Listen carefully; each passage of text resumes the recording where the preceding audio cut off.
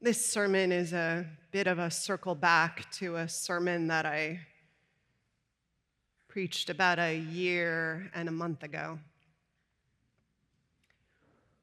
On that Sunday in early November, I was, like many of you, devastated. Surprised would be to put it lightly. Disappointed, too, would be light. Angry, mortified. I felt betrayed by those I thought I was aligned with in the biggest sense of what we agreed was sacred in our shared, sometimes deeply tragic experiment of a republic. Inside, I got ugly and vengeful. It's safe to say I was not what we would call ministerial.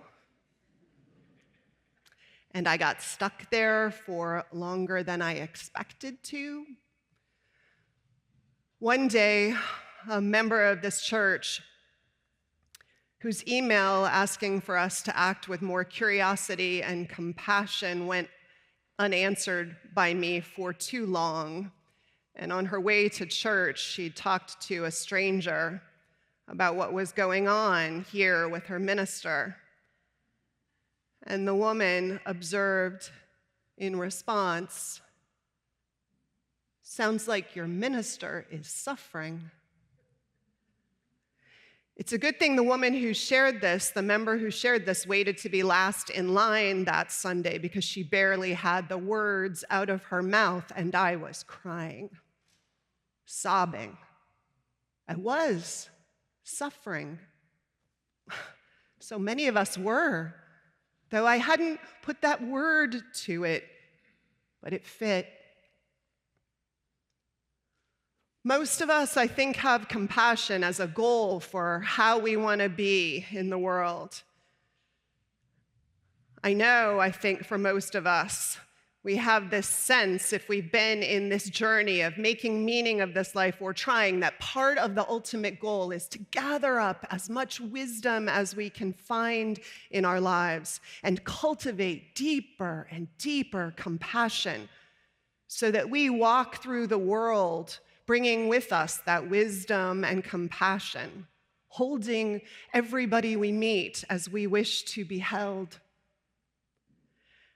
After the election, that part of me, the part that knows that this is the life worth living, wise and time-honored, that part that wanted to be compassionate, it got stuck in a closet for a little while. I don't think we can get to compassion by force or willpower. Kristen Neff, who got her PhD at UC Berkeley and is now a professor of education psychology at UT Austin and a deep student of compassion, she says it doesn't start, she agrees, with offering it to others. She says in her studies, compassion isn't something that goes out until it comes in, and unless it does. And this isn't just New Age, solipsistic navel-gazing, but a truth-tested and also an ancient one. I think most of us have reflected by now on the fact that Jesus' command to love your neighbor as yourself is only a blessing if we've learned how to love ourselves with gentleness and generosity and reverence.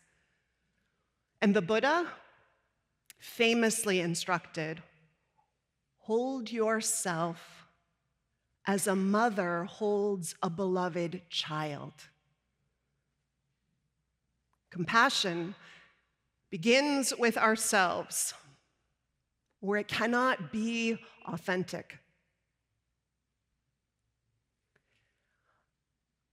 I don't think we're all raised to be self-compassionate. I don't know about all of you, I would love to know, but I was raised to be kind, but also strong.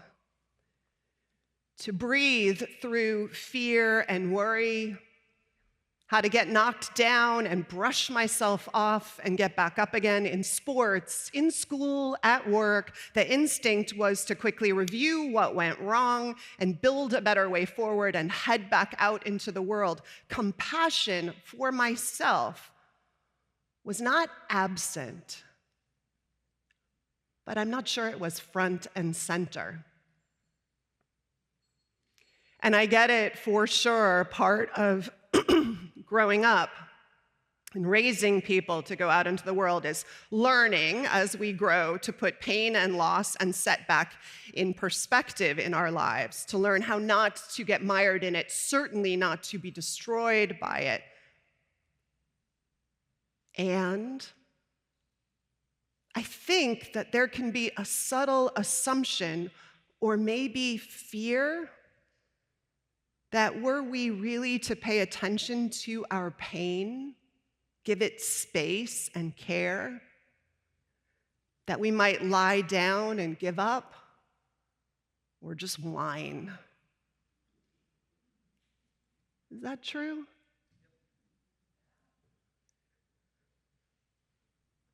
And is that true?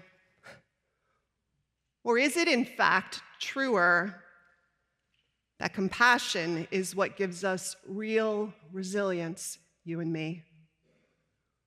Kristen Neff, got to quote the experts, she says the latter. Self-esteem, she says, that's the fair weather friend we have to beware of. That's the one that depends on social approval or looking attractive or succeeding rather than failing. Self-compassion, though, it's this perfect alternative to self-esteem. All we need to have self-compassion is to be a flawed human being, like everyone else. It's a constant source of support and refuge to acknowledge that. We offer it to ourselves, she says, not to feel better, but because we feel bad. To me, all of that sounds an awful lot like what love looks like. And it has all kinds of ripple effects when we're able to get ourselves there. She says we're able to bounce back more quickly when there's compassion in our relationship to ourselves. We are actually more willing to stand up for ourselves and delineate healthy boundaries and expectations when we practice self-compassion. And not because we think we're special and above or better than everybody else, but because compassion speaks to this deep love that's there simply because we are human and deserving of deep love. What comes in too goes out. When we love ourselves well, we can offer that love to others. Not because we've deemed them worthy, but because they're human. And we don't want them to suffer more than necessary either. Neff argues that compassion is our right, just by virtue of being human and precious, like air and food and safety and love.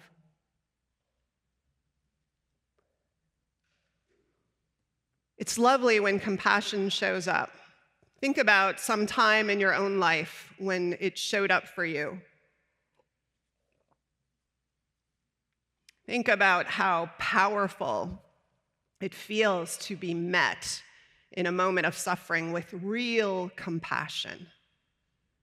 How different it makes the moment that someone sees us, doesn't want us to suffer, and is willing to lean into the moment with us to alleviate what they can. I have a recent example. It's actually not extremely dramatic, but it was strangely powerful. It was May of this year. I was on vacation with my family, actually a vacation we planned after the December vacation ended up with our daughter being twice in a hospital, both times precariously in a dangerous place, so not a vacation at all. And this was the balm for us that we planned in the fallout of that time. In this May vacation, we were somewhere beautiful and easy with beaches. And in this particular moment, we were snaking our way through old coral and between larger rocks from a beach out to a place where we could snorkel. And people were coming and going between this narrow pass. It's low tide, and you can't really see or know what you're stepping on. And I lose my footing, and I pitch forward, and I slam my second toe into something very hard, and immediately I feel only searing pain. People are waiting, and my husband asks if I'm okay, and I respond not graciously, something angry and dismissive of him and myself. Well, it's not broken, if that's what you mean. It turns out, actually, the toe would turn bright purple. It matched my violet-colored nail polish. It was stunning. And it turns out I did have a hairline fracture, not that you're not allowed to suffer without bright colors and x-rays to prove the injuries. But in that moment, ashamed about delaying others, trying to muscle through again and deny my pain, this head pops around my husband's from behind. This incredibly sweet face, hearing my angry dismissal of my own pain, and hearing an anger that makes most people want to cringe and look the other way until it passes. This face looks me in my eyes and says, in the most compassionate voice possible, in the midst of the sea and the sand and the movement through coral, this person says, yes, but it hurts a lot, doesn't it? I could have kissed her. And time strangely stopped for a moment. Something about the willingness of this person to reach across the divide of my anger and our being strangers and risk offering compassion, saying without using these words, but in what she said and how she said it, that I didn't need to be ashamed for being human and hurting. It stuck with me. And it shifted something a bit. Holding ourselves with tenderness and compassion, I think, allows wisdom of a particular kind to bubble up that not showing compassion thwarts. In the compassion I've been working to offer myself, part of that wisdom for me of late has been realizing part of what I lost or let go of last November 5th. It included some of the love for and connections I had always felt to my fellow Americans and that I mourned not feeling. People who previously I felt were my people in all our differences, bound like one human family in common destiny for better and for worse, for the long haul. I have also been feeling cut off and mourned who I want to be and believe myself to be. The way I've been feeling, those ugly feelings, does not echo the lives and teachers I revere and want to emulate in my life. And though we don't choose to be compassionate for strategic reasons, I will also say that this division I have been participating in appears that it's getting us nowhere fast. And doing that faster than many of us could have believed possible. I want to say in all of this, to be clear, that in this talk of compassion, I'm not surrendering my sense of who we need to be, of who we need to protect, of who deserves care and dignity and respect. not to make peace. I'm not forgetting other efforts for change that we are rightly engaged in. Recently, I have been on a campaign to call leaders, thought leaders, activists, people I know who have windows into some piece of our nation and some piece of what strategies that we need to be worried about, ready to act on, what levers for change we might push. People who study democracy professionally, people in denominational leadership, activists who protect LGBTQ folks, even people in the military, constitutional law professors. These are some of the ways that I am channeling the real panic that I feel, that many of us feel, that I felt particularly recently 2 weeks ago when there was legislation in front of Congress that would have allowed the State Department to take away the passports of people who spoke out against the government, which includes most of us. And for very good, patriotic reasons, you and I continue to speak out and hold our nation accountable and speak our truths in honest, morally clear language.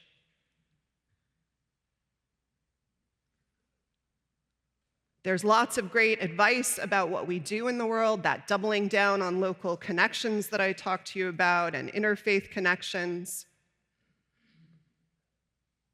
Remembering that our house of worship has to be a place where we can come for refuge and renewal, spiritually resourced and talking together about what we need, what each of you needs in order to feel that right now. So doubling down on mission here. John Buren's reminded me rightly of that. And in all these conversations, one person I talked to pulled me back to the piece of the conversation that I have been circling around. That's this piece about compassion. I'd like to end here. One of the people I called was the Reverend Marlon Lavenhar. He's the senior minister of All Souls Unitarian Church in Tulsa, Oklahoma, our largest Unitarian Universalist church. Marlon has done incredible ministry in his 20-plus years with the Tulsa Church. Much has been done around retelling the racial history of that part of the world, working for reparations in the Tulsa race riots.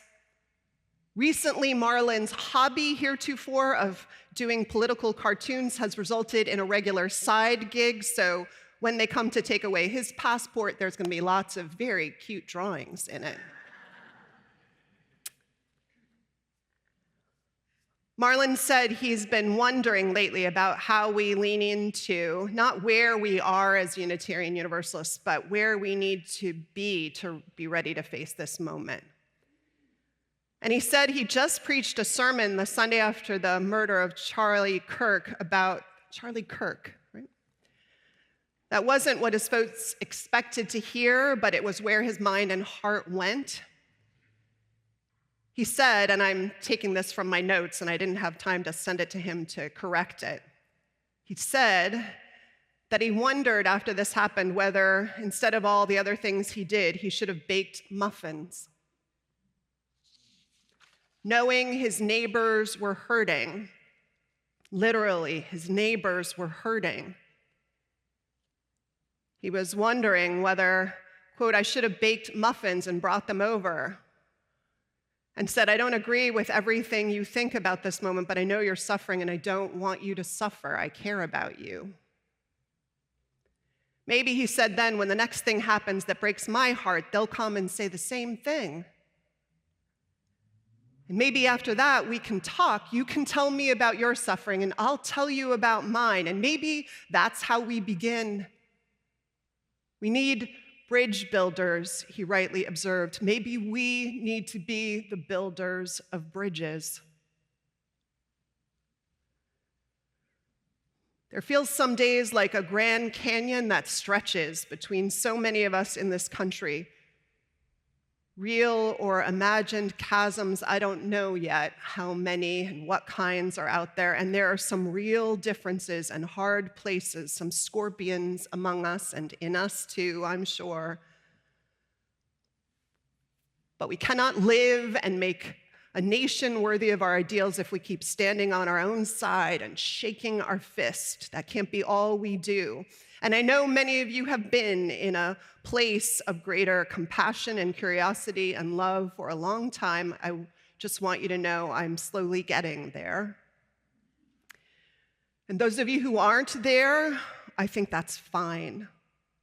And depending on what your life circumstances are and how you are being treated and what threats you're under in this moment, that is deeply understandable. And please keep loving on yourselves. Love on your own suffering and whatever shakes you awake in the night until you feel seen and heard by yourself, like a parent holding their beloved baby. Treat yourself. And if you need someone to stand with you, then come see us. Those of us in the ministry, your community. Because the truth is, my beloveds, we are all suffering. And we need to find a way to compost it in this fall season as much as we can into compassion, find a way through to hope. Joanna Macy, whose memorial service was Friday night at Grace Cathedral, a committed environmentalist and scholar of Buddhism and teacher and friend and mentor to so many, particularly in this area, who taught people how to be in the world and also how they might heal it. She talked of compassion as part of the way. Compassion, Joanna Macy wrote, boils down to not being afraid of the suffering of your world or of yourself. It involves being open to what you're feeling about that suffering, grief and fear and rage and overwhelm, and brave enough to experience it. You can't heal something that you're afraid to get near. Compassion is what impels you to act for the sake of the larger whole. Or to put more accurately, it is the whole acting through you.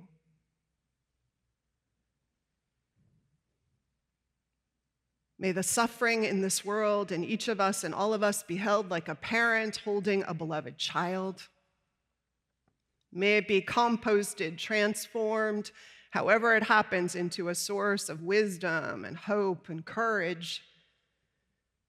May that compassion take root in each of our hearts as a desire to eliminate all human suffering wherever we find it.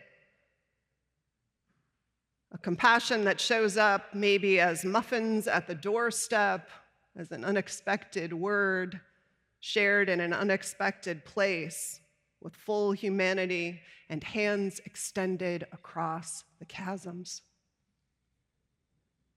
And may it bring us back together to some place we can all call home.